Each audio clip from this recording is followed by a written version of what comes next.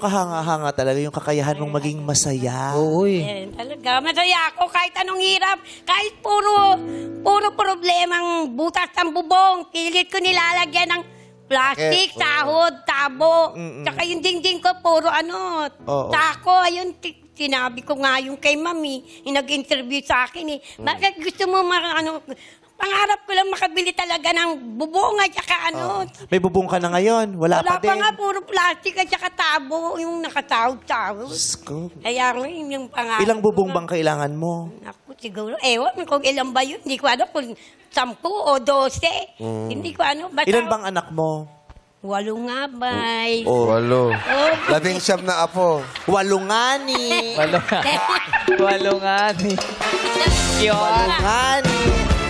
Oy, sumasayaw ba talaga si Ro? Saan ba bahay nyo? Sa Pasay? Pasay. Saan ba taron? Papacheck natin yung bahay nyo, ha? Yun, no? Wow. Yun, no? Pabububungan ko yung bahay mo. Yan! Bye. Wala eh. Hindi ko na alam kung paano kita... Lahat tayo gusto nating makakita ng nanay na masaya. Ayok. Diba? Hindi ko masisigurong araw-araw magiging masaya tong nanay na to kasi patuloy kang magtatrabaho at patuloy mong susuungin ng panganib sa kalsada para makapagtinda ng sampagita. So yung man lang bubong, mabigay ko sa'yo para pag natulog ka, hindi ka mauulanan. Hindi na tumutulo, ano? Alam na alam ko yan dahil ganyan ang bahay namin Thank you very dahil. much. Maraming salamat, Vice. Salamat. Kaya nga, pinagdadasal ko nga makarating ako dito.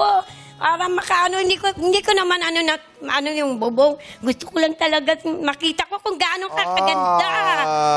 Di ba? Hug mo si Vice. Ayan. Pero alam mo, wala kayong bubong pero amoy bubong ka. Kasi nga sa araw, Saan ka tumambay? Wala kayong bubong pero amoy bubong ka. Saan ka tumambay? Saan ako? Sa katumambay daw.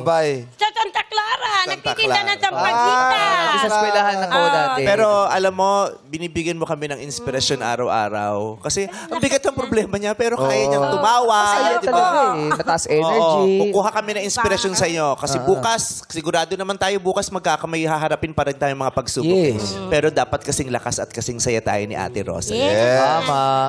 Diba? Walang hindi kaya ang puso't masaya. Correct. I love you. I love you too.